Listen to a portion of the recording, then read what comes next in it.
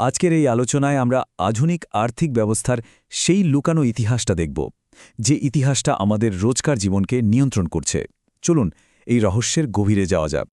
আচ্ছা, একটা অদ্ভুত প্রশ্ন দিয়ে শুরু করা যাক।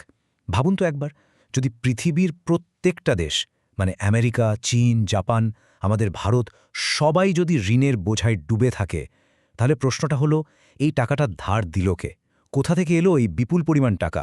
কোনো ভিনগ্রহ থেকে তো আর আসেনি, তাই না? প্রশ্নটা শুনতে খুব সোজা, কিন্তু এর উত্তরটা কিন্তু আমাদের পুরো চিন্তাভাবনাকেই বদলে দিতে পারে। হ্যাঁ, একদম ঠিকই শুনছেন। এই টাকাটা আসলে কারো কাছ থেকে ধার নেওয়া হয়নি। এটা তৈরি করা হয়েছে শূন্য থেকে। এখন মনে হতেই পারে, এটা আবার কিভাবে সম্ভব? এই প্রশ্নের উত্তর খুঁজতে হলে আমাদের প্রায় ৩০০ বছর পিছিয়ে যেতে হবে। এমন এক ইতিহাসে যেখানে ৪ জন ব্যক্তি ধাপে ধাপে আজকের এই ব্যবস্থাটা তৈরি করেছিলেন। চলুন তাহলে গল্পের শুরু থেকেই শুরু করি। এই ব্যবস্থার ভিত্তি গড়েছিলেন প্রথম দুজন স্থপতি। তারাই ঋণকে একটা সাধারণ লেনদেন থেকে একটা স্থায়ী আর বিশ্বজোড়া ব্যবস্থায় পরিণত করেন। ব্যাপারটা একটু খোলসা করে বলি। দেখুন, ১৬৯৪ সালের আগে সিস্টেমটা কিন্তু অন্যরকম ছিল। রাজারা ধার নিতেন, তারপর হয় শোধ করে দিতেন, নয়তো বলতেন দেব না, ব্যাস দেনা শেষ। কিন্তু উইলিয়াম প্যাটারসন এসে পুরো খেলাটাই ঘুরিয়ে দিলেন। উনি এমন একটা মডেল বানালেন যেখানে সরকারকে আসল টাকাটা আর কোনোদিনই শোধ করতে হবে না। ভাবা যায়, শুধু সুদ দিয়ে যেতে হবে সারা জীবনের জন্য। আর তারপর প্রায় ১২০ বছর বাদে এলেন ন্যাথান রথস্টাইল্ড।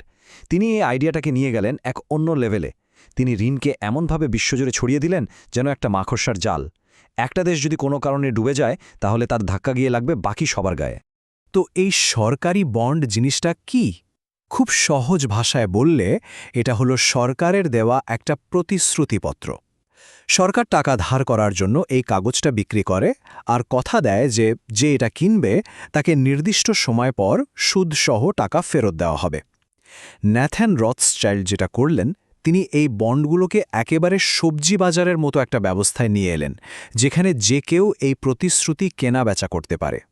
এই কথাটা, এটাই হলো প্যাটারসনের তৈরি করা সিস্টেমের একেবারে মূল ভিত্তি।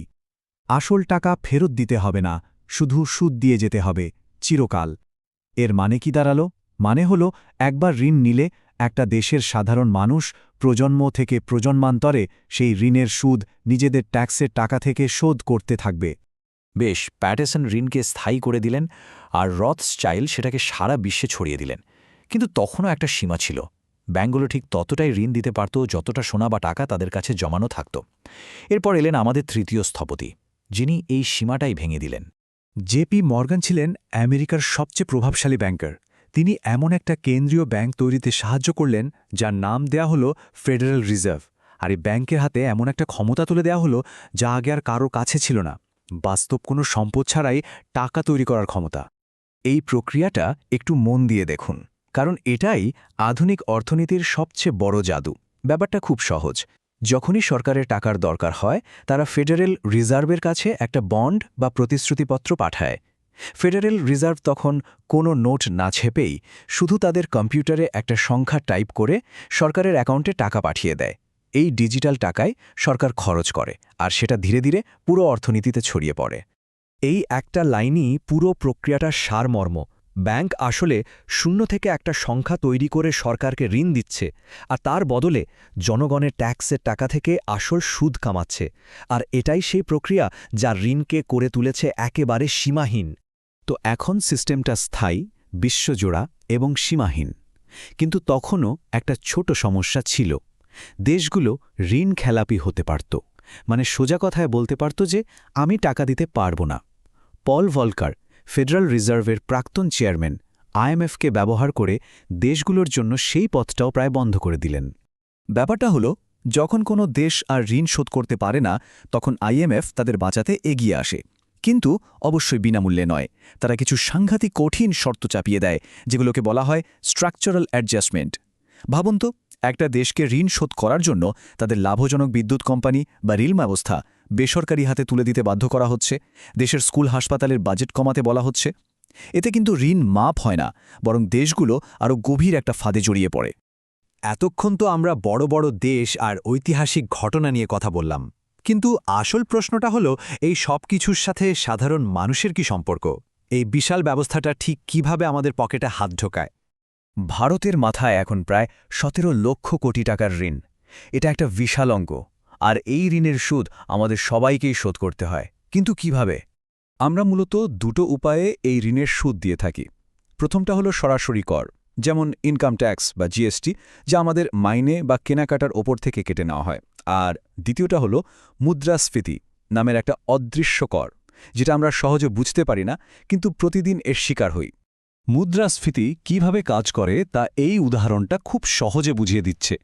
যখন কেন্দ্রীয় ব্যাংক ইচ্ছেমতো টাকা ছাপায়, তখন বাজারে টাকার যোগান বেড়ে যায়, কিন্তু জিনিসপত্র তো সীমিত, ফলে সব কিছুর দাম বাড়তে থাকে। ধরুন আপনার মাইনে হয়তো দ্বিগুণ হয়েছে, কিন্তু জিনিসপত্রের দাম হয়ে গেছে 3 গুণ।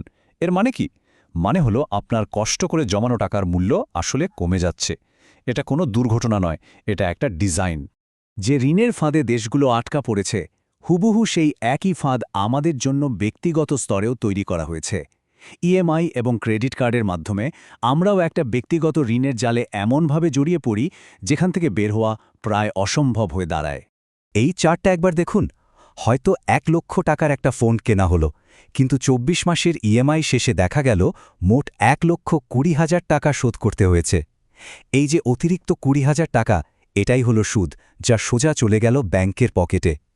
মনে হচ্ছে ফোনের মালিক হয়েছি, কিন্তু আসলে আমরা সুদের বিনিময়ে ব্যাংকের জন্য কাজ করছি। এই যে এখন কিনুন পরে দিন সংস্কৃতি, এটা আমাদের এমন একটা চক্রে ফেলে দেয় যেখানে একটা ইএমআই শেষ হওয়ার আগেই আমরা আরেকটা শুরু করে ফেলি। এটা অনেকটা জাতীয় ঋণের মতোই একটা চক্র, যা থেকে বের হওয়া খুব মুশকিল হয়ে পড়ে। তাহলে এখন প্রশ্ন হলো, আমরা কি করতে পারি? যদি সিস্টেমটা ভাঙা প্রায় অসম্ভব হয়, তাহলে কি আমরা অসহায়? উত্তরটা হলো না। মুক্তির একটা পথ আছে, আর সেই পথটা হলো জ্ঞান এবং সচেতনতা। হয়তো একা একা এই পুরো ব্যবস্থাটা বদলে ফেলা সম্ভব নয়, কিন্তু যদি এটা বোঝা যায় যে সিস্টেমটা কিভাবে কাজ করে, তাহলে নিজেকে এবং নিজের পরিবারকে এর খারাপ প্রভাব থেকে বাঁচানো সম্ভব। সচেতনতাই এখানে আমাদের সবচেয়ে বড় অস্ত্র।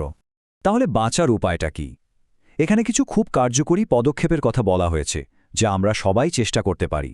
যেমন অপ্রয়োজনীয় ইএমআই এড়িয়ে চলা, ক্রেডিট কার্ডের পুরো বিলটা সময়মতো শোধ করা, জমানো নগদ টাকাকে সম্পদে বিনিয়োগ করা, যেমন সোনা বা জমি, যার দাম মুদ্রাস্ফীতির সাথে সাথে বাড়ে। আর সবথেকে জরুরি যে কাজটা, সেটা হলো আর্থিক শিক্ষা অর্জন করা। সুতরাং আসল বিষয়টা হলো মানসিকতার পরিবর্তন। যতক্ষণ আমরা শুধু একজন ভোক্তা হয়ে থাকব, ততক্ষণ আমরা এই সিস্টেমকে জ্বালানি জুগিয়ে যাব। কিন্তু যেদিন আমরা একজন বিনিয়োগকারীর মতো করে ভাবতে শুরু করব, সেদিন আমরা সিস্টেমের সেই দিকে চলে যাব যেখানে সুদ আসে, যায় না। শেষে একটা প্রশ্ন রেখে যাচ্ছি। এমন একটা পৃথিবীতে যেখানে ঋণই হল অর্থনীতির মূল চালিকা শক্তি, সেখানে সত্যিকারের সম্পদ বা স্বাধীনতা বলতে আসলে কী বোঝায়, এটা নিয়ে ভাবার অনুরোধ রইল।